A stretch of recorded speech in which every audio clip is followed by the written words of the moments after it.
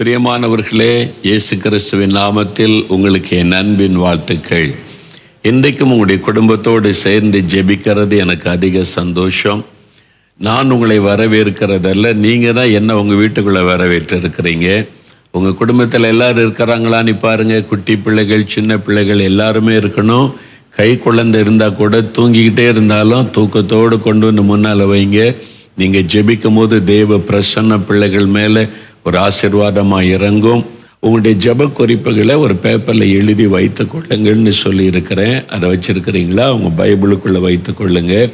நம்ம கடைசியில் ஜெபிக்கும் போது அதை எடுத்து வச்சு நீங்கள் ஜெபிக்கணும். ஆண்டவரே, இந்த காரியத்தில் எங்களுக்கு அற்புதம் நடக்கணும், இதை செய்யணும்னு சொல்லி உங்கள் கூட சேர்ந்து நான் ஜெபிக்கிறேன். நீங்கள் ஜெபிக்கிறது தான் ரொம்ப முக்கியம். இப்போது நம்முடைய குடும்பம், உங்களுடைய குடும்பத்தில் முதலாவது சமாதானம், அது முக்கியம். எல்லாரும் ரட்சிக்கப்பட்டாதான் சமாதானம், அது தேவ திட்டம். அதுக்காக நீங்கள் தொடர்ந்து ஜெபிக்கணும்.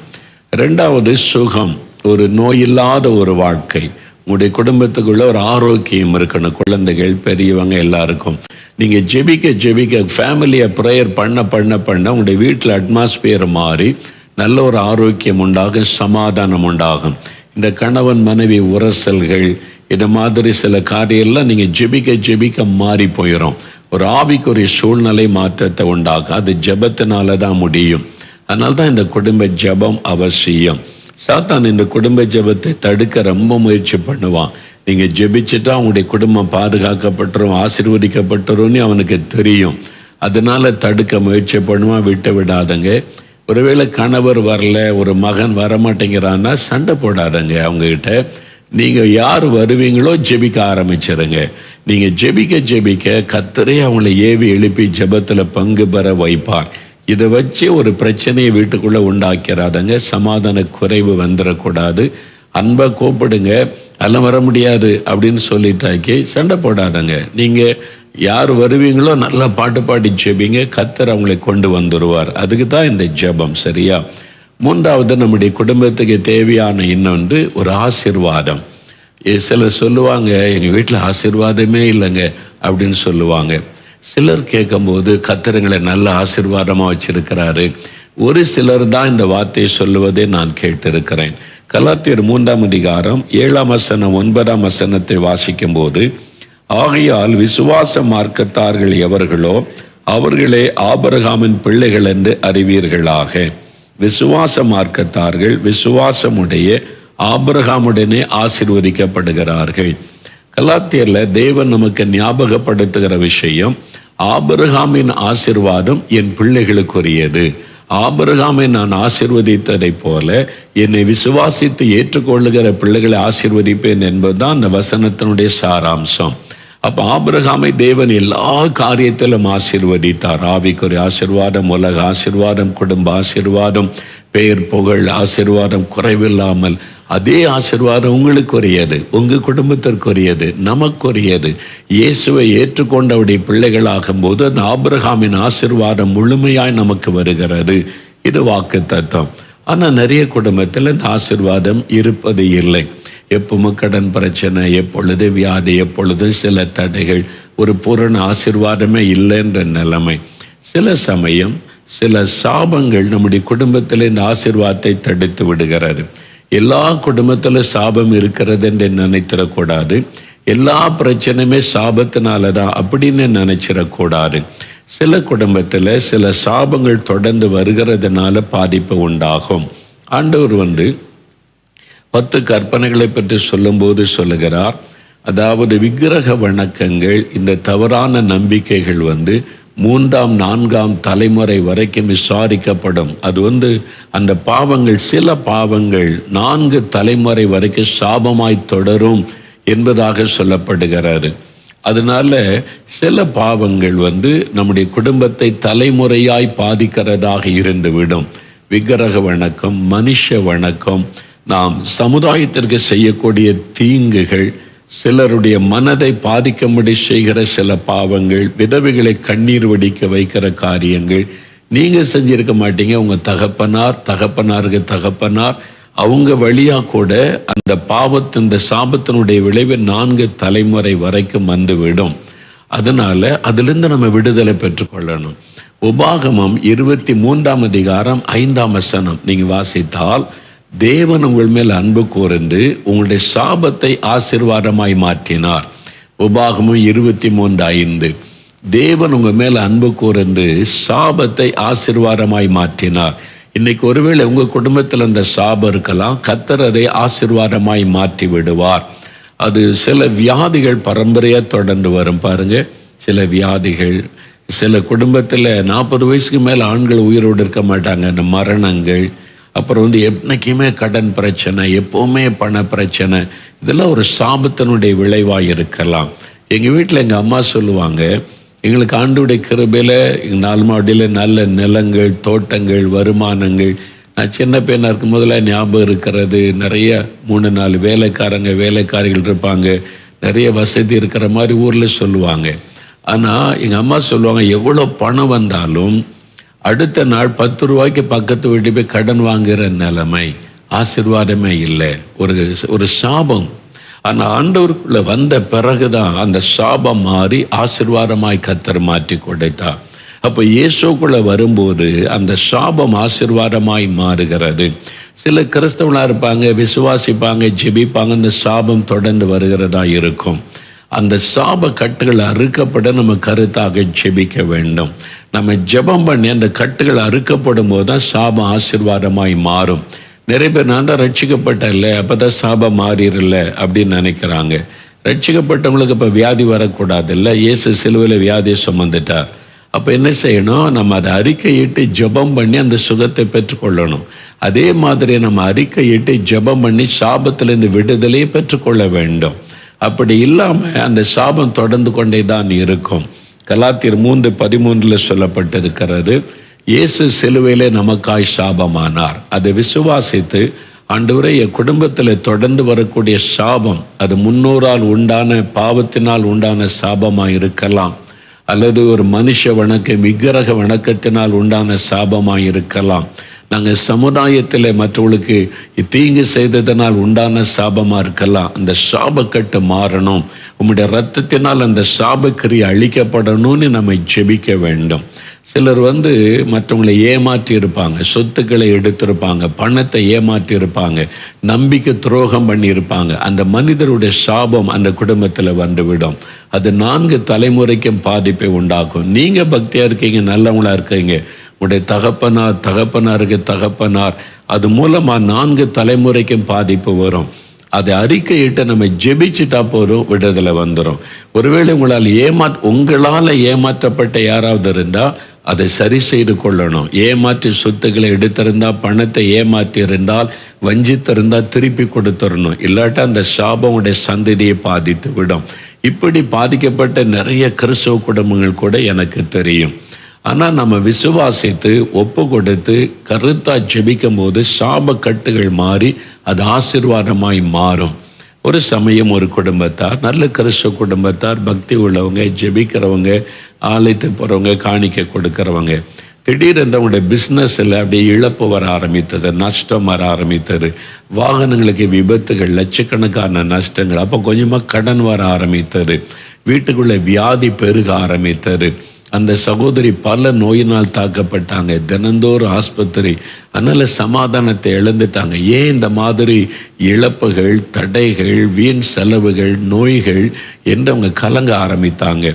அப்போது சிலர் சொன்னாங்க, பில்லி சொல்லி யாரோ வச்சுட்டாங்க, யாரோ மந்திரவாதம் பண்ணிட்டாங்க அப்படின்னு யாரோ சொல்லிட்டாங்க. அப்போ இவங்களுக்குள்ள அந்த எண்ணம், யாரோ பில்லி சொன்னை செய்யறதுனால நம்ம குடும்பம் இப்படி கஷ்டப்படுகிறது என்று. ஒரு நாள் திறப்பின் வாசல் ஜெபத்துக்கு வந்தபோது இந்த சாபத்தை குறித்து தெளிவாய் வேத வசனத்தை நான் போதித்த போது அவங்க அறிந்து கொண்டாங்க, இது சாபத்தினால வந்திருக்கிறது. அப்போ இந்த சாப கட்டு மாறணும், நம்மகிட்ட இருக்க சில குறைகளை விட்டு நம்ம மனம் திரும்பிடணும்னு சொல்லி வீட்டுக்கு போய் வீட்டில் இந்த விக்கிரகத்தெல்லாம் அப்புறப்படுத்தினாங்க. இயேசுக்கு முழுமையாய் தங்களை அர்ப்பணித்து கொண்டாங்க. ஆண்டவரே இந்த சாபம் மாறணும்னு ஜெபிச்சிருக்கிறாங்களாம். ஜெபிச்ச பிறகு கிட்டத்தட்ட ஒரு வாரம் 2 வாரம் கழித்து என்னை பார்க்க வந்தாங்க. அந்த கணவன் அந்த தகப்பனாரும் தாயாரும் வந்தாங்க. அவங்க தான் இதை சொன்னாங்க எனக்கு. நாங்கள் இது மாதிரி கூட்டத்துக்கு வந்தோம், அவங்களை இப்போ தான் நேரில் முதல் முறை பார்க்குறோம், என்ன நடந்தது, எங்களுக்கு யாரோ பில்லிசுன்னு வச்சுட்டாங்க நினச்சோம், ஆனால் அது இல்லை, இது சாபத்தினால் வந்தது அறிந்து கொண்டோம். குடும்பமாக நாங்கள் ஒப்பு கொடுத்து நீங்கள் சொன்ன மாதிரியே இயேசுவின் ரத்தத்தினால் எங்கள் குடும்பத்தினுக்கு சாபக்கட்டுகள் மாறட்டும், ஆசீர்வாதம் உண்டாகட்டும் ஜெபிச்சோம். நாங்கள் இப்போ நல்ல மாற்றம், இந்த சாபம் மாறிட்டு அப்படின்னு சொன்னாங்க. நான் கேட்டேன், எப்படி சொல்கிறீங்க சாபம் மாறிட்டு ஆண்டவர் ஆசீர்வாதம் மாற்றிட்டான்னு எப்படி சொல்கிறீங்கன்னு கேட்டேன். அந்த ஐயா சொன்னாங்க, என் மனைவிக்கு 5 விதமான வியாதி, ஹார்ட்டில் ப்ராப்ளம், லங்ஸில் ப்ராப்ளம், லிவரில் ப்ராப்ளம், சரீரத்தில் மெயினான 5 பகுதி பாதிப்பு. ஃபேமிலி டாக்டர்கிட்ட காமிச்சு ஸ்கேன் எடுத்து எல்லாம் பார்த்து பாதிக்கப்பட்டு கை நிறைய மாத்திரை சாப்பிடணும். டெய்லி 3 வேளை கை நிறைய மாத்திரை. அதுவே எங்களுக்கு ஒரு வேதனை. ஆனால் நாங்கள் இப்படி ஜெபிச்சு சாபக்கட்டு மாறின உடனே அவருடைய சரீரத்தில் நல்ல மாற்றம், எல்லா நோய்களும் மாறிவிட்டது. என் மனைவி சொன்னால் என் சரீரத்தில் நல்ல மாற்றம் தெரியுது. ஃபேமிலி டாக்டர்கிட்ட போனோம், மறுபடியும் எல்லா டெஸ்ட்டும் எடுத்து பார்த்தா எல்லாம் நார்மல். டாக்டர் ஆச்சரியப்படுகிறார், எப்படி என்ன நடந்துச்சு உங்களுக்குன்னு சொல்லி. அந்த சாபக்கட்டுகள் மாற ஜெபிச்ச உடனே சாபத்தினால் வந்த வியாதி உடனே போய்விட்டாரு. எனக்கு அன்பானவர்களே, அவங்க தன்னுடைய அனுபவத்தை ஆச்சரியமாக சொன்னாங்க. அதன் பிறகு இழந்து போனதெல்லாம் திரும்ப வர ஆரம்பித்தது. அவங்க ஆசீர்வாதம் திரும்ப வர ஆரம்பித்தது. ஆண்டவர் ஆபிரகாமை பார்த்து எபிரேயர் 6:14 நான் உன்னை ஆசீர்வதித்து பெருக பண்ணுவேன் என்று சொன்னார். ஆசீர்வதித்து பெருக பண்ணுகிற தேவன் உங்களை தேவன் ஆசீர்வதிப்பார். அதற்கு என்ன செய்யணும்? இயேசு சிலுவையில சாபமானதை விசுவாசிங்க. உங்க சாபம், உங்க குடும்பத்தின் சாபத்தை அவர் சுமந்து விட்டார். அது பரம்பரை சாபமா இருக்கலாம், உங்க பாவத்தினால் வந்த சாபமா இருக்கலாம். அது இயேசு சிலுவையில சுமந்து விட்டார்னு அதை விசுவாசிங்க. குடும்பமாக அறிக்கையிட்ட, ஆண்டவரே நாங்கள் இப்போ உங்கள் குடும்பம், நாங்கள் இயேசுவுக்கு சொந்தம், இயேசு தான் எங்களுடைய குடும்ப தலைவர், நாங்கள் உங்கள் பிள்ளைகள், நீங்கள் எங்களுடைய சாபத்தை சிலுவையில் சுமந்துட்டீங்க. உங்கள் ரத்தத்தின் வல்லமையினால் என் குடும்பத்தின் மேலே இருக்க சாபக்கட்டுகள் அறுக்கப்படட்டும். உங்களுடைய ரத்தத்தின் வல்லமையினால் சாபங்கள் மாறட்டும். உங்களுடைய சிலுவையின் ஆசீர்வாதம் எங்களுடைய குடும்பத்தில் எங்கள் பரம்பரைக்கு உண்டாகட்டும். அப்படி ஜெபிக்கும் போது அந்த சாபக்கட்டு மாறிடும். ஜெபித்து தான் அந்த ஆசீர்வாதத்தை பெற்றுக்கொள்ள வேண்டும். எப்படி இயேசு பாவத்துக்காக மரிச்சாலும் நம்ம அறிக்கையிட்டு ஜெபித்து தான் ரட்சிப்பை பெறுகிறோம். நம்முடைய நோய்களுக்காக விசுவாசத்தை ஜெபித்து தான் சுகத்தை பெறுகிறோம். அதே மாதிரி தான் சாபக்கட்டுகள் மாற ஜெபித்து தான் சாபத்திலிருந்து விடுதலை பெற முடியும். அதனால இன்றைக்கு நம்ம ஜெபிக்க போகிறோம். எங்கள் குடும்பத்தின் மேல் இருக்கிற எந்த சாபமாக இருந்தாலும் இயேசுவே உம்முடைய ரத்தத்தின் வல்லமையினால் சாபக்கட்டு மாறட்டும். அப்போ சந்ததியாய் வருகிற நோய்கள், வறுமைகள், இந்த பண கஷ்டங்கள் நீங்கிறோம். சில குடும்பத்தில் பரம்பரையாக கடன் கடன் கடன், அது ஒரு ஆசீர்வாதமே இல்லை. இன்றைக்கு அது மாறிடும். குடும்பத்துக்குள்ள சமாதான குறைவு மாறிடும். இப்போ ஜெபிக்கலாமா? எல்லாரும் முழங்கால் படியிடுங்க. உங்கள் ஜெப குறிப்புகளை எடுத்துக்கொள்ளுங்க. நிறைய பேர் நீங்கள் சோசியல் மீடியாவில் ஜெப குறிப்பை அனுப்புகிறீங்க. எங்கள் ஜெபக்குழுவில் நாங்கள் டெய்லி உங்களுக்காக ஜெபிக்கிறோம். இன்றைக்கு நாம் ஜெபிக்கலாம். நீங்கள் ஜெபிக்கிறது தான் முக்கியம். அதனால் உங்களுக்கு நீங்கள் ஜெபிக்கணும் ஆண்டவர் எதிர்பார்க்கிறார். எல்லாம் முழங்கால் படியிடுங்க. உங்கள் குடும்பம் இயேசுவுக்கு சொந்தம்னு அறிக்கையிடுங்க. நாங்கள் இப்போ இயேசுவின் குடும்பம், இயேசுவின் பிள்ளைகள், இயேசுவின் ரத்தத்துக்குள் ஒப்பு கொடுக்குறோம். இனி எங்கள் குடும்பத்தில் பரம்பரையில் இந்த சாபமே தொடர முடியாது. இயேசு சிலுவையில் சாபம் ஆகிவிட்டார். நம்முடைய ரத்தத்தினால் சாபக்கட்டுகள் அறுக்கப்படட்டும். இனி ஆசீர்வாதம் உண்டாகட்டும். அப்படி சொல்லி ஜெபிக்கணும். ஜெப குறிப்பை எடுத்து வைத்துக் கொள்ளுங்க. ஜெபிக்கலாம். அப்படியே வாய் திறந்து சொல்லுங்க, அறிக்கையிடுங்க. ஆண்டவரே, இப்போ நாங்கள் இயேசுவின் பிள்ளைகள், எங்கள் குடும்பம் இயேசுவுக்கு சொந்தம். அப்போ இயேசுவின் ஆசீர்வாதம் எங்கள் குடும்பத்தில் உண்டாகணும். இயேசு எங்களுக்காக சாபமானதுனால எல்லா சாப கட்டுகளும் அறுக்கப்படட்டும். இயேசுடைய ரத்தத்தை தெளித்த அந்த சாப கட்டுகள் அறுக்கப்படட்டும் என்று ஜெபிக்கிறோம். இயேசுவின் ரத்தத்தின் வல்லமையினால் எல்லா சாபங்களும் குடும்பத்தை விட்டு விலகட்டும். அந்த சிலுவையின் ஆசீர்வாதம் இங்கே வீட்டுக்குள்ள உண்டாகட்டும். சாபத்தினால் உண்டாகிற இந்த பரம்பரை வியாதிகள், பரம்பரையாய் தொடர்ந்து வருகிற வறுமை, பரம்பரையாய் தொடர்ந்து வரக்கூடிய இந்த கவலை, கஷ்டங்கள், நெருக்கங்கள் எல்லாம் இயேசுவின் நாமத்தில் விலகட்டும். எங்க குடும்பம் இயேசுவால் ஆசீர்வதிக்கப்பட்ட குடும்பம். இனி சாபத்துக்கு இடமில்லை. இயேசுவின் ரத்தத்தின் வல்லமையினால் சாபக்கட்டு அறுக்கப்படட்டும். ஜோமனுங்க, ஜோமனுங்க. வாய் திறந்து பிள்ளைகள் கூட ஜோமனுங்க. தகப்பனே, இந்த குடும்பம் உமக்கு சொந்தம், இந்த பிள்ளைகள் உமக்கு சொந்தம். இந்த குடும்பத்தை உங்களுடைய ரத்தத்தின் வல்லமைக்குள் நான் ஒப்பு கொடுக்கிறேன். ஆண்டவரே, பரம்பரையாய் தொடர்ந்து வரக்கூடிய சாபக்கட்டுகள், ஆண்டவரே, எந்த காரணத்தினால் இந்த இந்த சாபம் வந்திருந்தாலும் இயேசு கிறிஸ்துவின் இரத்தத்தின் வல்லமையினால் அந்த சாப கட்டுகள் அறுக்கப்படட்டும். நீர் சிலுவையிலே சாபமாகிவிட்டீர். உம்முடைய பிள்ளைகளை ஆசீர்வதிப்பதற்காக சாபத்தை சுமந்து முடித்து விட்டேன். இயேசுவின் நாமத்தில், இயேசுவின் இரத்தத்தின் வல்லமையினால் சாப கட்டுகள் மாறட்டும். இன்றைக்கு அந்த வீட்டுக்குள்ள உம்முடைய ரத்தத்தை தெளிக்கிறேன். சாபத்தினால் உண்டாகிற டிப்ரெஷன்கள், மன அழுத்தங்கள், குழப்பங்கள், ஆசீர்வாத தடைகள் எல்லாம் இன்றைக்கு இயேசுவின் நாமத்தில் மாறட்டும். ஆசீர்வாதமாய் மாற்றும். இயேசுவின் நாமத்தில் ஆசீர்வாதம். தகப்பனை, என்னென்ன காரியத்தை இந்த பிள்ளைகள் ஜெப குறிப்பாய் வைத்து ஜெபிக்கிறார்களோ அதில் எல்லாம் அற்புதங்களை செய்யும். தேவைகளை சந்தியும். காரியங்களை வாய்க்க பண்ணும். அவர்கள் குடும்பமாய் ஜெபிக்கிற காரியத்தில் ஒரு அற்புதமான காரியம் நடக்கட்டும். தகப்பனை, யார் யார் ஜெப குறிப்புகளை சோசியல் மீடியாவில் அனுப்பி ஜெபித்து கொண்டிருக்கிறார்களோ அந்த பிள்ளைகள், அந்த குடும்பங்களுக்காக ஜெபிக்கிறேன். ஆண்டவரே, தடைகள் நீங்கி இன்று முதல் ஆசீர்வாதம் உண்டாகட்டும். சாபங்கள் ஆசீர்வாதமாய் மாறட்டும். இன்று முதல் நன்மைகளை அவர்கள் காணட்டும். இந்த முழு குடும்பத்தையும் இரத்தத்தின் பாதுகாப்புகள் ஒப்பு கொடுக்கிறேன்.